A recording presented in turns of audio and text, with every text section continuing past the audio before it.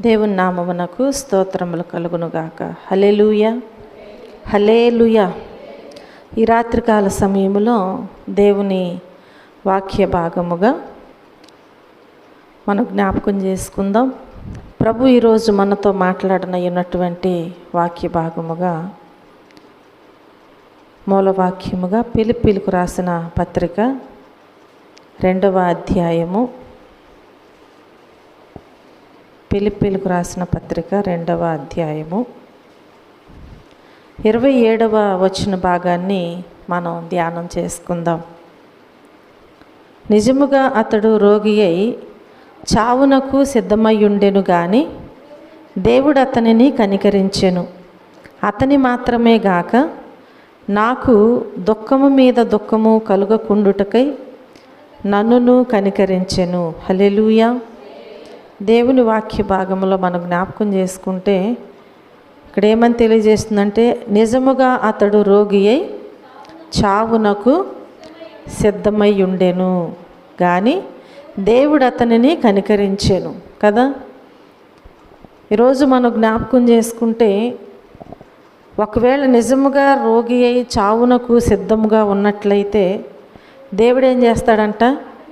తప్పకుండా కనికరిస్తాడు. ఎప్పుడు కనికరిస్తారు అంటే, ఆ విషయంలో మనము దేవుని దగ్గర ప్రార్థన చేసినప్పుడు మన దేవుడు తప్పకుండా మనకు సహాయం దయచేస్తారు. కనుక ఈరోజు మన అంశ భాగం ఏంటంటే, నీకు వ్యాధి ఎందుకు వచ్చింది? నీకు వ్యాధి ఎందుకు వచ్చింది? నిజమే కదా, అనేక రకాలైనటువంటి వ్యాధులు మనందరికీ కూడా వస్తూనే ఉంటాయి. కానీ ఆ వ్యాధి అనేది ఎందుకు వచ్చింది అనేది మనం జ్ఞాపకం చేసుకుంటే, ఈ మూలవాక్యంలో నిజముగా అతడు రోగి అయి చావునకు సిద్ధమై ఉన్నాడు అంటే నిజముగానే అతనికి ఏం కలిగిందంట? రోగము కలిగిందంట. ఆ రోగము విషయంలో చావునకు సిద్ధమై ఉన్నాడు కానీ దేవుడు ఏం చేశాడంట? అతనిని కనికరించెను. హల్లెలూయా, హల్లెలూయా.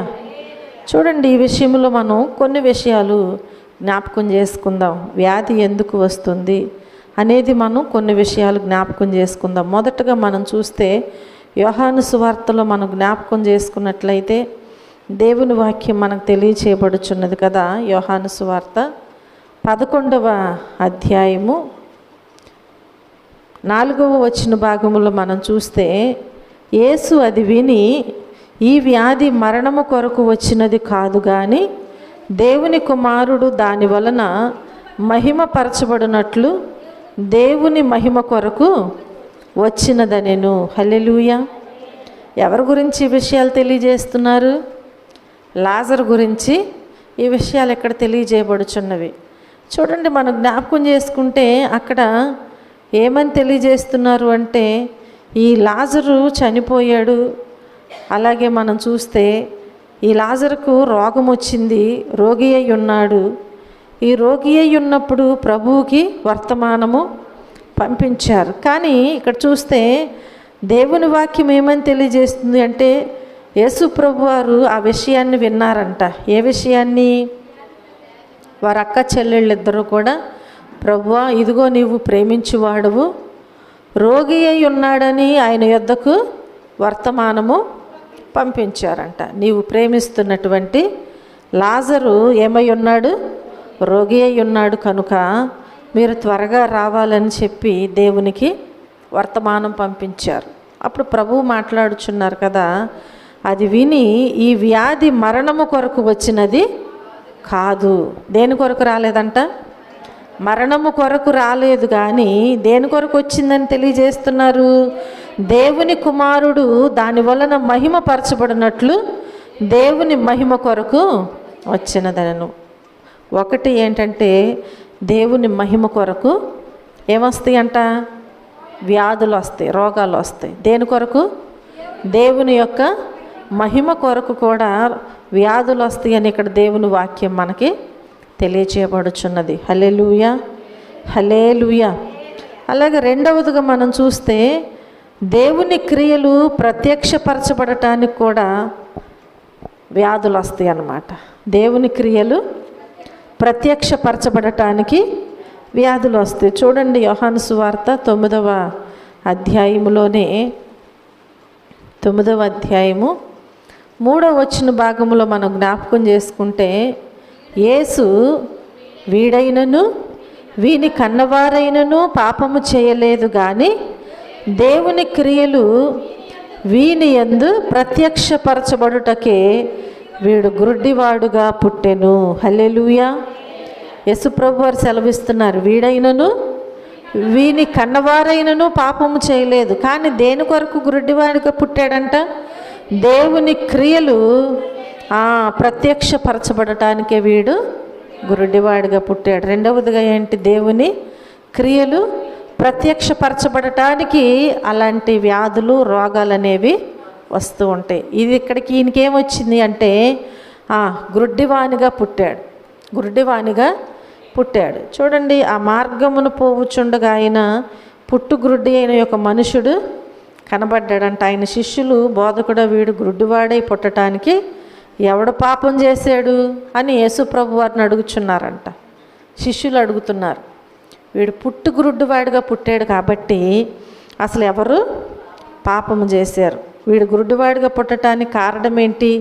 వీడా వీని కన్నవారా అని చెప్పి యేసుప్రభుని అడుగుచున్నప్పుడంట యేసుప్రభు వారు అక్కడ వారికి సెలవిస్తున్నారు, వీడు చేయలేదు, వీడు కన్నవారు పాపం చేయలేదు, కానీ ఎందుకు గుడ్డివానిగా పుట్టి ఉన్నాడు అంటే దేవుని క్రియలు ఇతని ద్వారాగా ఏమవ్వాలన్నమాట? ప్రత్యక్షపరచబడాలి. అందుకని వీడు గుడ్డివాడుగా పుట్టి ఉన్నాడు. హల్లెలూయా. ఆ తర్వాత దేవుడు అతన్ని ముట్టాడు, నేల మీద ఉమ్ము వేసి ఉమ్ముతో బురద చేసి వాని కన్నుల మీద ఆ బురదను పూశారు. ఆ తర్వాత శిలోయము కోనేటికి వెళ్ళి అందులో కడుక్కోమని చెప్పారు. వెంటనే అతను చూపును పొందుకున్నట్లుగా దేవుని వాక్యములో మనము చూస్తూ ఉంటాం. దీని ద్వారాగా ఇప్పుడు ఎవరు ప్రత్యక్షపరచబడ్డారు? దేవుని క్రియలు ప్రత్యక్షపరచబడినట్లుగా మనకు అర్థమవుతూ ఉంటుంది. లాజరు కూడా యేసుప్రభు వారు ఏమన్నారు అక్కడ? చనిపోవటానికి కాదన్నారు కదా. లాజరుకి ఈ రోగము చనిపోవటానికి రాలేదన్నాడు. దేనికి వచ్చిందన్నాడు? ఈ వ్యాధి మరణము కొరకు వచ్చినది కాదు కానీ దేవుని కుమారుడు దాని వలన మహిమపరచబడటానికి. కానీ లాజరు చనిపోయాడు. వాస్తవానికైతే అక్కడ లాజరు చనిపోయాడు, సమాధి కూడా చేయబడ్డాడు. కానీ యేసుప్రభు వారు వచ్చిన తర్వాత సమాధి దగ్గరకు వెళ్ళి లేచి బయటికి రమ్మనగానే ఏమయ్యాడనమాట? ప్రాణముతో లేచి బయటికి వచ్చాడు. కంపు కొట్టుచున్నాడంట అప్పటికే. కానీ అక్కడ ఏం కలిగింది అని మనం జ్ఞాపకం చేసుకుంటే ఈ దేవుని యొక్క మహిమ అక్కడ కనుపరచబడినట్లుగా మనం చూస్తున్నాం. హల్లెలూయా, హల్లెలూయా. వీడు గుడ్డివానిగా పుట్టాడు, ఇప్పటి వరకు గుడ్డివానిగా బ్రతుకుచున్నాడు. కానీ ఈ సమయంలో అక్కడున్నటువంటి జనసమూహం అందరి ముందు కూడా యేసుప్రభు వారు ఏం చేశారు? ఆయన కన్నులు ముట్టి స్వస్థపరిచారు. హల్లెలూయా. ఇప్పుడు అక్కడ దేవుని యొక్క ఆ క్రియలు ఏమైనాయి అంటే వీని యందు అందరికీ తెలుసు వీడు పుట్టుకతోనే గుడ్డివాడు, వీడికి 2 కన్నులు పనిచేయవని, చూపు లేదని అందరికీ తెలుసు. కానీ అందరి ముందు మరలా దేవుడు ఏం చేశారు? మధ్యలో పోతే ఒకవేళ కళ్ళు వచ్చినాయేమో అని అనుకోవచ్చు, కానీ పుట్టుకతోనే 2 కళ్ళు లేవు. కానీ అక్కడ మనం జ్ఞాపకం చేసుకుంటే దేవుని క్రియలంట వీని యందు ప్రత్యక్షపరచబడటానికి వీడు గుడ్డివాడుగా పుట్టి ఉన్నాడు. హల్లెలూయా, హల్లెలూయా. మూడవదిగా మనం చూస్తే హెచ్చిపోకుండు నిమిత్తము మనకి వ్యాధులు అనేవి వస్తూ ఉంటాయి. కొరింథీయులకు రాసిన 2వ పత్రికలో మనం జ్ఞాపకం చేసుకుంటే దేవుని వాక్యము తెలియచేయబడద్దు. చూడండి, కొరింథీయులకు రాసిన 2వ పత్రిక 12వ అధ్యాయము 7వ వచన భాగాన్ని మనం చూస్తే, నాకు కలిగిన ప్రత్యక్షతలు బహు విశేషముగా ఉన్నందున నేను అత్యధికముగా హెచ్చిపోకుండు నిమిత్తము నాకు శరీరములో ఒక ముళ్ళు, నేను అత్యధికముగా హెచ్చిపోకుండు నిమిత్తము నన్ను నలగగొట్టుటకు సాతాను యొక్క దూతగా ఉంచబడెను. హల్లెలూయా. చూడండి, ఇక్కడ దేవుని వాక్యములో సెలవిస్తున్నటువంటి మాటలు మనకు అర్థమవుతూ ఉంటాయి. నాకు కలిగిన ప్రత్యక్షతలు బహు విశేషముగా ఉన్నందున నేను అత్యధికముగా హెచ్చిపోకుండా నిమిత్తము నాకు శరీరములో ఒక ముళ్ళు ఉంది అని సెలవిస్తున్నారు. అంటే కొన్ని విషయాలలో మనకు వచ్చినటువంటి ఆధిక్యతలను బట్టంట ఏమైపోతామంట, మనకు కలిగిన ప్రత్యక్షతలను బట్టి లేదంటే ఆధిక్యతలను బట్టి ఏమవుతాము, హెచ్చించబడుతూ ఉంటామంట. అత్యధికముగా హెచ్చించబడిపోతాం. మనమే నేను అలాగూ నేను ఇలాగూ అని మనమే ఏమవుతాం అన్నమాట, మనలను మనమే హెచ్చించుకుంటూ ఉంటాం. అలా హెచ్చించుకునే విషయంలో కూడా దేవుని వాక్యం అంటుంది కదా, హెచ్చిపోకుండా నిమిత్తముగా ఒక ముళ్ళు ఉంటుందంట. మనలను మనం హెచ్చించుకోకుండా ఉండటానికి కూడా ఒక ముళ్ళు అనేది ఉంటుందంట. కనుక మనం జ్ఞాపకం చేసుకోవాలి. అక్కడ దేవుని భక్తుడు దేవుని దగ్గర ప్రార్థన చేస్తున్నాడు, ప్రభువా నాకు ఈ ముళ్ళును తీసివేయినాయినా కదా, అది నా యొద్ద నుంచి తొలగిపోవాలని దాని విషయమై దేవుని దగ్గర మమ్మారు ప్రార్థన చేస్తున్నాడంట. ఎవరు? పౌలు భక్తుడు. ఒక ముళ్ళు ఉందంట ఆయనకి. ఆ ముళ్ళు విషయంలో అనేక రీతులుగా దేవుని దగ్గర ప్రార్థన చేస్తున్నాడంట. ప్రభువా నాకు ఈ ముళ్ళు నుంచి విడుదల దయచేయి, ఈ ముళ్ళును తీసివేయి ప్రభువా. దేవుని దగ్గర ప్రార్థన చేస్తుంటే ప్రభువు మాట్లాడుచున్నారంట, ఏమని? అందుకు నా కృప నీకు చాలును. హల్లెలూయా, హల్లెలూయా. మనలను మనము హెచ్చించుకోకుండా దేవుడు ఏం చేస్తాడంట, మనకు ఒక ముళ్ళుని పెడతాడంట. కాబట్టి ప్రియమైన దేవుని బిడ్డలారా, ఈ విషయంలో మనం ఏం చేయాలంటే, ఒకవేళ అనేకమైన ప్రత్యక్షతలు బహు విశేషముగా మన జీవితంలో ఉన్న అనేకమైనటువంటి కార్యాలలో మనం పాలు పంపులు పొందిన దేవుని పని విషయంలో, లేదంటే మనం అత్యధికముగా దేవుని విషయంలో నిందలు మోసిన అవమానములు భరించిన మనం ఏం చేయకూడదు, నేను కాబట్టి ఈ పని చేశాను, నేను ఉండబట్టి ఈ పని జరిగింది అని చెప్పి మనల్ని మనం ఏం చేయకూడదు, హెచ్చించుకోకూడదంట. ఇది దేవుని కృప. దేవుని కృప లేకపోతే గుడ్డివాడికి చూపు అనేది రాదు. దేవుని కృప లేకపోతే చనిపోయిన లాజరు తిరిగి బ్రతకడు. దేవుని కృప లేకపోతే మనలో ఒక ముళ్ళు ఉన్నప్పటికీ కూడా మనం ఆరోగ్యముగా ఉండలేము. ఒక ముళ్ళు ఉంటుంది. షుగర్ అవ్వచ్చు, బీపీ అవ్వచ్చు కదా, ఇంకా రకరకాల నరాల బలహీనతో, ఎముకలు ఏ బలహీనత అయినా ఒకటి ఉండొచ్చు. కానీ ఈ రీతిగా మనం నిలబడి ఉన్నామంటే, ఈ రీతిగా కష్టపడుకుంటున్నామంటే, ఈ రీతిగా బ్రతుకుతున్నామంటే ఆయన కృపే.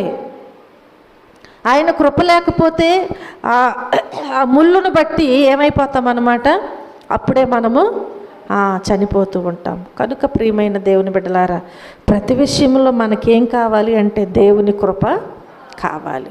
కనుక దేవుని కృపను మనం పొందుకోవాలంటే మనకు కలిగిన ప్రత్యక్షతలు ఒకవేళ బహు విశేషముగా ఉన్నప్పటికీ కూడా మనము హెచ్చిపోకుండా ఉండాలి.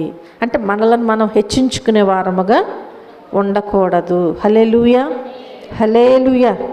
అలాగే 4వది మనం చూస్తే దేవుని యొక్క పరీక్ష కూడా ఉంటుంది. మనకి ఉంటుందా లేదా?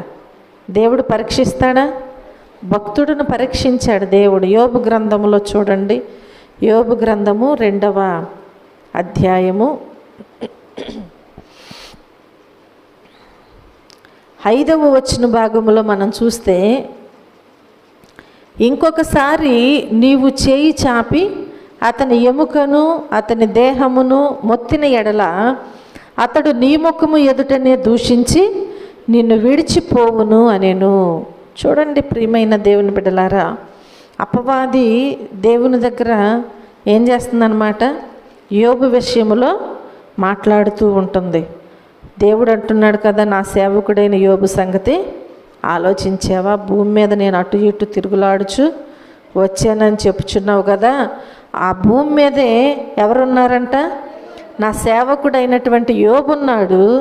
ఆ యోబు సంగతి ఆలోచించావు? అతడు యథార్థవర్తనుడును న్యాయవంతుడును దేవుని యందు భయభక్తులు కలిగిన వాడు, చెడుతనమును విసర్జించిన వాడు ఈ భూమి మీద అతని వంటి వాడు ఎవ్వరూ లేరు అని చెప్పి ప్రభు ఏం చేస్తున్నాడంటే యోబు విషయంలో గొప్ప సాక్ష్యం ఇస్తున్నాడు. సాతానికి, అపవాదికి ఏం చేస్తున్నాడు? గొప్ప సాక్ష్యాన్ని ఇస్తూ ఉంటున్నాడు. అప్పుడు అపవాది అంటుంది కదా, నిష్కారణముగా అతన్ని పాడు చేయటకు నీవు నన్ను ప్రేరేపించినను అతడు ఇంకనూ తన యథార్థతను వదలకు నిలకడగా ఉన్నాడని అన్నప్పుడు, చర్మము కాపాడుకొనుటకై చర్మమును, తన ప్రాణమును కాపాడుకొనుటకై తనకు కలిగినది యావత్తును నరుడిచ్చును కదా. ఇంకొకసారి నీవు చేయి చాపి అతని ఎముకను అతని దేహమును మొత్తిన ఎడల అతడు నీ ముఖము ఎదుటనే దూషించి నిన్ను. ఒకసారి దేవుడు చేయి విడిచాడు. అపవాది ఏం చేసింది? యోబును శోధించింది. ఏ విధముగా అంటే ఆస్తి విషయములో, అలాగే పిల్లల విషయములో, తనకు కలిగిన యావదాస్తి విషయంలో కూడా ఏం చేసిందంటే ఒక్క దినమందే అకస్మాత్తుగా ఆయన మీదకి ఉపద్రవాన్ని తీసుకుని వచ్చింది. అయినప్పటికీ కూడా ఈయనేమంటున్నాడు? దేవుడే ఇచ్చాడు, దేవుడే తీసుకున్నాడు, ఆయనకే స్తుతి మహిమ అని కృతజ్ఞతలు తెలియజేస్తున్నాడు. దేవుడు మరలా చెప్పాడు, ఆయన ఎన్నటికీ కూడా యథార్థతను విడిచిపెట్టడు అని చెప్పినప్పుడు ఇంకొకసారి ఇప్పుడైతే ఆస్తి విషయంలో చేసాం కదా, ఇప్పుడేం చేయాలంట? చెయ్యి చాపి అతని ఎముకను దేహాన్ని మొత్తాలి. ఎముకంటే ఒక ఎముక కాదు, శరీరంలో ఉన్న ఎముకలను, శరీరం అంతటిని కూడా ఏం చేయాలన్నమాట? దేవుడు మొత్తాలంట. ఈ విధముగా ఇంకొకసారి శ్రమ కలిగించమని చెప్పి అపవాది దేవుణ్ణి అడుగుచున్నాడు. అప్పుడు నీ ముఖం ఎదుట దూషించి నిన్ను విడిచి వెళ్ళిపోతాడు. హల్లెలూయా, హల్లెలూయా. చూడండి, ఆ రీతిగా ఇప్పుడు దేవుని యొక్క పరీక్ష అన్నమాట. ఎవరికి? యోబుకి. ఇప్పుడు ఎవరు పరీక్షిస్తున్నారు ఈ విషయాన్ని? దేవుడు పరీక్షిస్తున్నాడు. దేవుని యొక్క పరీక్ష అతని మీద ఉంది. నా కుమారుడు ఈ విషయంలో నిలబడతాడు అని దేవుడు ఏం చేస్తున్నాడు? సాక్ష్యం ఇస్తున్నాడు. అపవాదైతే ఏమో దూషించి నీ కళ్ళ ముందే వెళ్ళిపోతాడు నిన్ను విడిచని అంటున్నాడు. ఇప్పుడు ఇక్కడ దేవుని యొక్క పరీక్ష మనకు కనిపిస్తూ ఉంటుంది. చూడండి, 6వ అధ్యాయంలో మనం జ్ఞాపకం చేసుకుంటే 6వ అధ్యాయంలో అక్కడే 2వ అధ్యాయంలోనే 6వ వచనం నుంచి 8వ వచనం వరకు మనం చూస్తే, అందుకు యెహోవా అతడు నీ వశముననున్నాడు, అతని ప్రాణము మాత్రము నీవు ముట్టవద్దని సెలవిచ్చాను. కాబట్టి అపవాది యెహోవా సన్నిధి నుండి బయలువెళ్ళి అరికాలు మొదలుకుని నడినెత్తి వరకు బాధగల కురుపులతో యోబును మొత్తెను. అతడు ఒళ్ళు గోక్కొనుటకై చెల్ల పెంకు తీసుకుని బూడిదలో కూర్చుండగా. చూడండి ప్రియమైన దేవుని బిడ్డలారా, ప్రభు అంటున్నారు కదా, నేనెందుకు చేసేది? అతను నీ చేతులకు అప్పగించాను కదా, నీ వశములో ఉన్నాడు కాబట్టి అతని ప్రాణం మాత్రం నీవు ముట్టవద్దు. శరీరాన్ని నీ ఇష్టం వచ్చినట్టు చేసుకొని అపవాదికి యోబును దేవుడు అప్పగించేశాడు. ఇదే కదా దేవుని యొక్క పరీక్ష. అప్పగించటం ఆలస్యం. ఇప్పుడు ఇదేం చేసింది? అపవాది ఏం చేసింది? అరికాలు మొదలుకొని నడినెత్తి వరకునంట బాధగల కురుపులతో యోబుని మొత్తిందంట. బాధ కలిగినటువంటి కురుపులతో. ఏదైనా ఒక చిన్న గడ్డ లాంటిది, ఒక పొక్కు లాంటిది కదా, ఒక చిన్న కురుపు లాంటిది మన శరీరం మీద వస్తే దాని బాధను మనము భరించలేం ఒక్క విషయంలోనే. కానీ ఇక్కడ మనం చూస్తే అరికాలు మొదలుకుని నడినెత్తి వరకు ఖాళీ లేకుండా ఎలాంటి కురుపులు అంటవి? బాధ కలిగినటువంటి కురుపులతో అపవాది యోబుని మొత్తాడంట. కనీసం గోక్కోవటానికంట గోళ్ళు కూడా లేవంటక. ఒళ్ళంతా దురదలు అన్నమాట. ఇప్పుడు ఆయన చెల్ల పెంకు తీసుకుని ఏం చేస్తున్నాడంట? బూడిదలో కూర్చుని గోక్కుంటున్నాడంట. చూడండి ప్రియమైన దేవుని బిడ్డలారా, అప్పటికి కూడా యోబు దేవుణ్ణి దూషించని, అంటే దేవుడు పెట్టిన పరీక్షలో యోబు గెలిచాడు. హల్లెలూయా. మనకు కూడా కొన్నిసార్లు పరీక్షలు వస్తాయి. దేవుని యొద్ద నుంచి కొన్ని పరీక్షలు మనకు ఈ శ్రమ వచ్చినప్పుడు, ఈ బలహీనత వచ్చినప్పుడు, ఈ కష్టం వచ్చినప్పుడు కదా, ఈ అవసరత వచ్చినప్పుడు నా కుమారుడు లేక నా కుమార్తె దేవునిలో నిలబడతారా లేదా అనే విషయంలో దేవుడు ఏం చేస్తాడంటే పరీక్షిస్తూ ఉంటాడు. అప్పుడు మనకు వచ్చిన కష్టాన్ని బట్టి విశ్వాసంలో నుంచి తొలగిపోతామా, దేవుని దగ్గర మరెక్కువగా మనం ప్రార్థన చేస్తామా, అది మనం జ్ఞాపకం చేసుకోవాలి. శోధన కలిగినప్పుడు ఏం చేయకూడదంట, కృంగిపోకూడదంట. శోధన వచ్చినప్పుడు కృంగిపోకూడదు, దేవుని దగ్గర ప్రార్థన చేయాలి. శోధన నుంచి విడిపించే దేవుడు మనకున్నారు కదా, శ్రమ నుంచి తప్పించే దేవుడు ఉన్నాడు, అపాయము నుంచి తప్పించే దేవుడు మనకున్నారు. కాబట్టి ఏ విషయంలో కూడా మనం కృంగిపోవటానికి బాధపడటానికి వీల్లేదు. ఈ శ్రమ ఎందుకు వచ్చిందో, ఈ కష్టం ఎందుకు వచ్చిందో, ఈ ఆర్థిక పరిస్థితి ఎందుకు వచ్చిందో, ఈ బలహీనత ఎందుకు వచ్చిందో కదా, విశ్వాసులుగా మనం ఉన్నట్లయితే ఇది దేవుని పరీక్షేమో, దేవుడు నా ద్వారాగా నా సాక్ష్యం ద్వారా మహిమపరచబడాలి, ఆయన నామం ఘనపరచబడాలని నీవేం చేయాలి, దేవుని దగ్గర ఉండి ప్రార్థన చేసి సమస్య నుంచి విడుదల పొందే వారముగా ఉండాలి. కానీ ఈ సమస్యను చూసి భయపడిపోయి ఎక్కడెక్కడికో వెళ్ళిపోకూడదు. ఈ బలహీనతను బట్టి భయపడి ఎవరినో ఆశ్రయించకూడదు. దేవుణ్ణి ఆశ్రయించు, స్వస్థపరిచే యెహోవాను నేనే అని మన ప్రభువు సెలవిస్తున్నారు. కనుక ఆయనకు అసాధ్యమైనది ఏదీ లేదు. కనుక దేవుని దగ్గరుండి మనం ప్రార్థన చేస్తే మన దేవుడు తప్పకుండా మనకు సహాయము చేస్తారు. హల్లెలూయా, హల్లెలూయా. ఐదవదిగా మనం చూస్తే సాతాను యొక్క క్రియ కూడా మన మీద ఉంటుంది. దేవుని యొక్క పరీక్షే కాదు, సాతాను క్రియలు కూడా మన మీద ఏలుబడి చేస్తూ ఉంటాయి.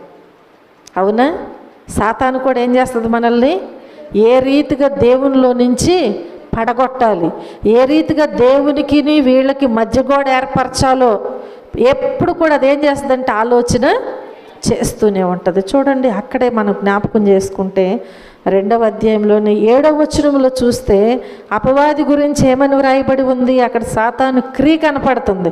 ఏ క్రియ చేసింది దేవుని బిడ్డల మీద అంటే, అపవాది యెహోవా సన్నిధి నుండి వచ్చిందంట, బయలు వెళ్ళి అరికాలు మొదలుకు నడినెత్తు వరకు బాధ కలిగిన కురుపులతో యోబుని, ఇది సాతాను క్రియ.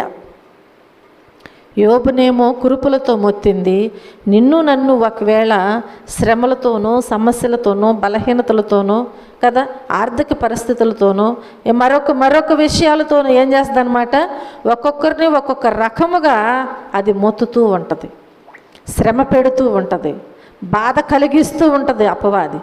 దేవుణ్ణి నమ్ముకున్నావు కదా, ఇప్పుడు ఏం చేయాలి, నీ మీద పెత్తనం చేయాలి. ఏదో ఒక విధంగా దేవుని నుంచి నిన్ను వేరు చేయాలని ఏదో ఒక విషయంలో నీకు అపవాది ఏం చేస్తుందంటే దాని క్రియను నీ మీద కనుపరుస్తూ ఉంటుంది. కాబట్టి ఆ క్రియ మన మీదకు వచ్చినప్పుడు దాని నుంచి మనం తప్పించుకోవాలంటే మనం ఎలా ఉండాలి, యోబు వలె నిలబడి ఉండాలి. ఎలా ఉండాలి, ప్రార్థన చేసుకుంటూ ఉండాలి, వాక్యం చదువుకుంటూ ఉండాలి. రక్షణ పొందేసి ఇంటికి వెళ్ళిపోయి యథావిధిగా మామూలుగా ఉంటే అట్లా సాతాను క్రియ నీ మీద కనపరచబడద్ది. ఏ విధంగా వస్తుందో తెలీదు, భర్త ద్వారా వస్తుందో, బిడ్డల ద్వారా వస్తుందో, అత్తమామల ద్వారా వస్తుందో కదా, లేదంటే ఇరుగు పొరుగు వారి ద్వారా వస్తుందో, ఆరోగ్య రీతిగా వస్తుందో, ఆర్థికంగా వస్తుందో, ఏ రకముగా వస్తుందో మనకి. యోబుకైతేనేమో శరీర రీతిగా వచ్చింది, మనకెలా వస్తుందో మనకి తెలియదు. కాబట్టి ఒకవేళ దాని క్రియ మన మీద ఉన్నా మనం నిలబడాలి అంటే మనలో ఏముండాలి, విశ్వాసం ఉండాలి, ప్రార్థన ఉండాలి, వాక్యము మనలో నిలబడి ఉండాలి. హల్లెలూయా. ఆ వాక్యం ఎప్పుడైతే ఉంటుందో వాక్యమెత్తి దానిని మనం గద్దించడానికి అవకాశం ఉంటుంది. విశ్వాసం ఉందనుకో, ఈ క్రియ అపవాది నా మీద కనుపరిచింది, నా దేవుడు నన్ను తప్పకుండా స్వస్థపరుస్తాడు. మనకు ఆ విశ్వాసం ఉండి ప్రార్థన చేసుకుంటాం, ఆ బలహీనత నుంచి వ్యాధి నుంచి తప్పించబడుతూ ఉంటాం. హల్లెలూయా. ఒకవేళ విశ్వాసం లేకుండా, దేవుని మీద ఆధారపడకుండా, ప్రార్థన చేయకుండా, వాక్యం చదవకుండా, వాక్యం మనలో నిలబడకుండా మనం ఉన్నట్లయితే ఇప్పుడు ఎవరి వశంలోకి వెళ్ళిపోతాం, అపవాది యొక్క వశంలోకి వెళ్ళిపోతాం. వాడు ఇష్టం వచ్చినట్లుగా మనలను చేస్తాడు, శోధిస్తూ ఉంటాడు. కాబట్టి ఇప్పుడు మనం ఏమైపోతామంటే సాతాను క్రియలో కొట్టుకొని పోతూ ఉంటాం, దేవుని కృప మనము పొందుకోలేం. దేవుని కృప ఉంటుంది మన కోసం, కానీ మనము దానిని పొందుకోలేము. కాబట్టి దేవుని సన్నిధిలో సాతాను యొక్క క్రియ మన మీదకు వస్తుంది కనుక ఆ క్రియ నుంచి మనం వేరవ్వాలంటే ఎల్లప్పుడూ కూడా మనము దేనిని విడిచిపెట్టకూడదు? దేవుని యందు భయభక్తులు విడిచిపెట్టకూడదు, చెడుతనాన్ని మరలా మనం చేర్చుకోకూడదు, న్యాయాన్ని విడిచిపెట్టకూడదు కదా, యథార్థతను మనము విడిచిపెట్టకూడదు. ఇవన్నీ కూడా వాక్యమును, సహవాసమును, ప్రార్థనను, రొట్టె విరిచే విషయంలో ఎల్లప్పుడూ పాల్గొంటూ మనం ఏం చేయాలి? దేవునిలో ఎదుగుచూ ఉండాలి. హల్లెలూయా. అప్పుడే మనము సాతాను క్రియ నుంచి తప్పించబడతాము. ఆరవదిగా మనం చూస్తే సమాధానము లేకపోవుట, సమాధానము లేకుండా చేస్తుంది అన్నమాట. చూడండి, మార్కు సువార్తలో మనం జ్ఞాపకం చేసుకుంటే దేవుని వాక్యం తెలియచేయబడుతుంది కదా. మార్కు సువార్త 5వ అధ్యాయము 34వ వచనాన్ని మనం చూస్తే, అందుకు ఆయన, కుమారి, నీ విశ్వాసము నిన్ను స్వస్థపరచెను, సమాధానము గలదానవై పొమ్ము, నీ బాధ నివారణయై నీకు స్వస్థత కలుగుగాక అని ఆమెతో చెప్పాను. హల్లెలూయా, హల్లెలూయా. చూడండి ప్రియమైన దేవుని బిడ్డలారా, ఈ ఎవరితో ప్రభు మాట్లాడుచున్నారు ఈ మాటలు? 12 ఏండ్ల నుండి రక్తస్రావ రోగముతోనంట బాధపడుచు ఉన్నదంట ఒక స్త్రీ. ఎన్ని సంవత్సరాల నుంచి? 12 సంవత్సరాల నుంచి బాధపడుతుందంట రక్తస్రావ రోగముతో. ఆ స్త్రీ ఏం చేస్తుంది అంటే అనేక మంది వైద్యుల దగ్గరికి వెళ్ళింది, ఎంతో ధనాన్ని వ్యయపరిచింది, కానీ ఆమెకు స్వస్థత అనేది కలగలేదు, స్వస్థత లేదు. తనకున్నదంతా కూడా అయిపోయింది. ఇక ఎంత మాత్రము ప్రయోజనం లేక మరింత బలహీనురాలైపోయిందంట. అప్పుడంట ఒక విషయాన్ని విందంట. ఏంటది? యేసు ప్రభు వారి గురించి విందంట. ఆయన వస్త్రపు చెంగును ముట్టిన స్వస్థత కలుగుతుంది అని విందంట. విని ఇప్పుడు ఏం చేసిందంటే యేసు ప్రభు వారు పలానా మార్గము గుండా వస్తున్నారని తెలుసుకుంది. తెలుసుకుని ఏం చేసిందంట? ఆమె కూడా జన సమూహంలో కలిసిపోయిందంట. బలహీనురాలుగా ఉంది, ఆరోగ్యం లేదు, నిలబడే శక్తి లేదు.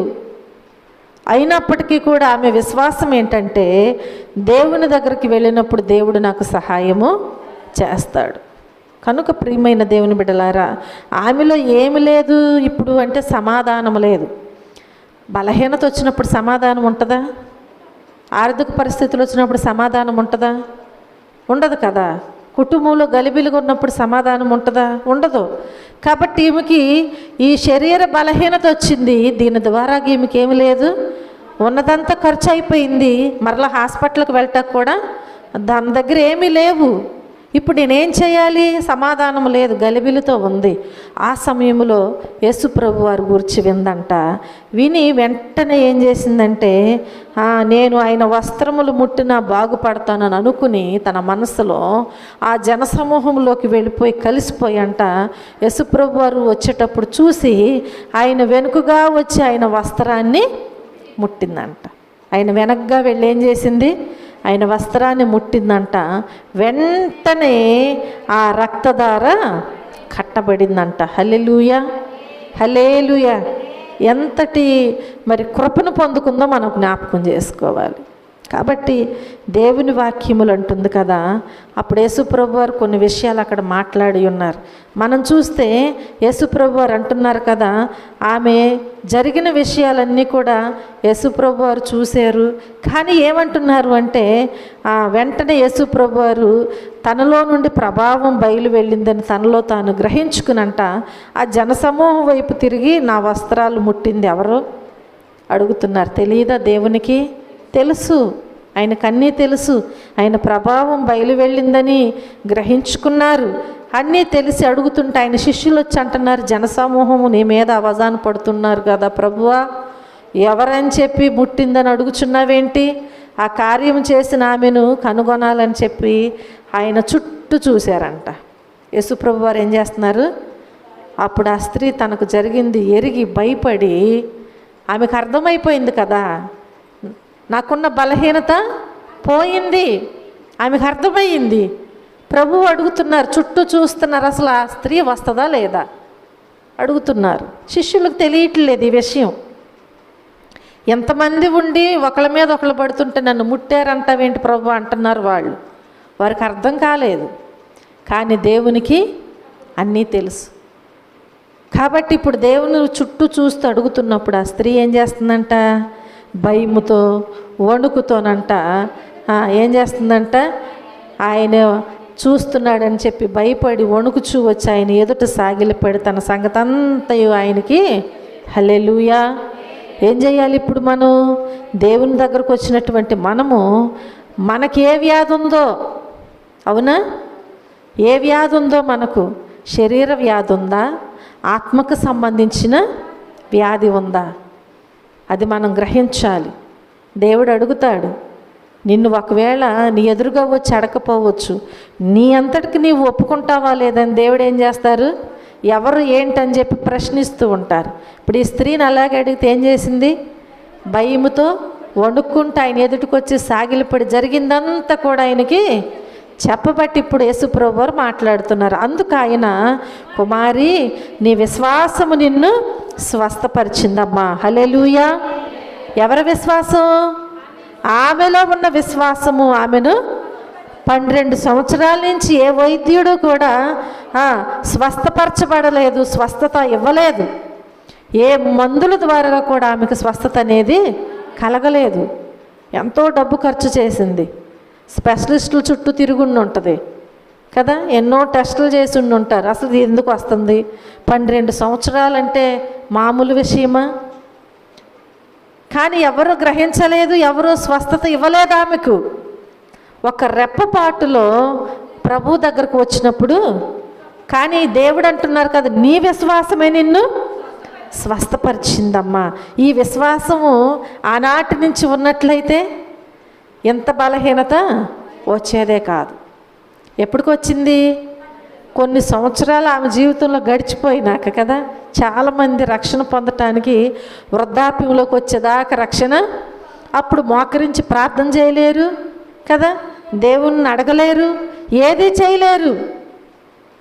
విశ్వాసం కావాలి ప్రతి విషయానికి కూడా. మనకి విశ్వాసంతో దేవుని దగ్గరకు వస్తే ఆయన నిన్ను త్రోసివేసే దేవుడు కాదు, నిన్ను చేర్చుకునే దేవుడు, నీతో మాట్లాడే దేవుడు, నీకు స్వస్థత ఇచ్చే దేవుడు, నీకు కృప చూపించే దేవుడు ఆయన.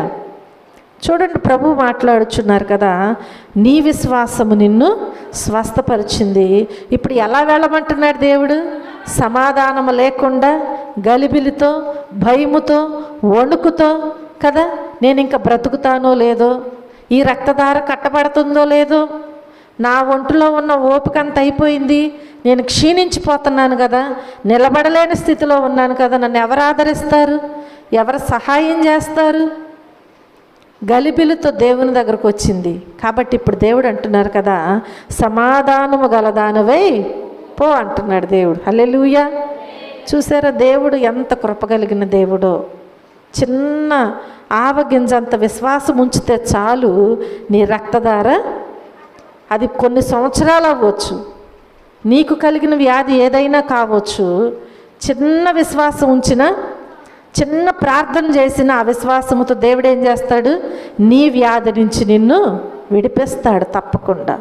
అది శరీర వ్యాధి అయినా, ఆత్మీయ వ్యాధి అయినా. హల్లెలూయా. ఆ వ్యాధికి విడుదల కావాలంటే ఏం చేయాలి? ఇప్పుడు విశ్వాసముతో దేవుని దగ్గర ప్రార్థన చేయాలి. ఆ విశ్వాస సహితమైన ప్రార్థనే దేవుడు ఏం చేస్తాడు? నీకు స్వస్థతనిస్తాడు. హల్లెలూయా. నీ బాధ నివారణ అయి నీకు స్వస్థత కలుగును గాక అని ఆమెతో చెప్పారంట. హల్లెలూయా. చూడండి ప్రియమైన దేవుని బిడ్డలారా, అట్లాంటి కృప నీవు పొందుకోవాలంటే ఏం చేయాలి? ఇప్పుడు విశ్వాసముతో దేవుని చెంతకు చేరాలి. 7వదిగా మనం చూస్తే, పాపము కారణము కావచ్చు.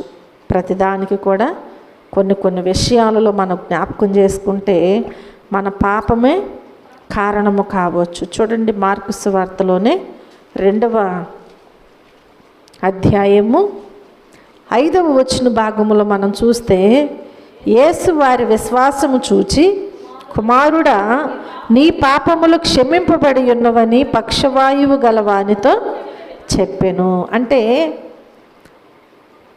మనం జ్ఞాపకం చేసుకుంటే పక్షవాయువు రోగం వస్తే పాపం ఉంటే వస్తుందా ఆ రోగం?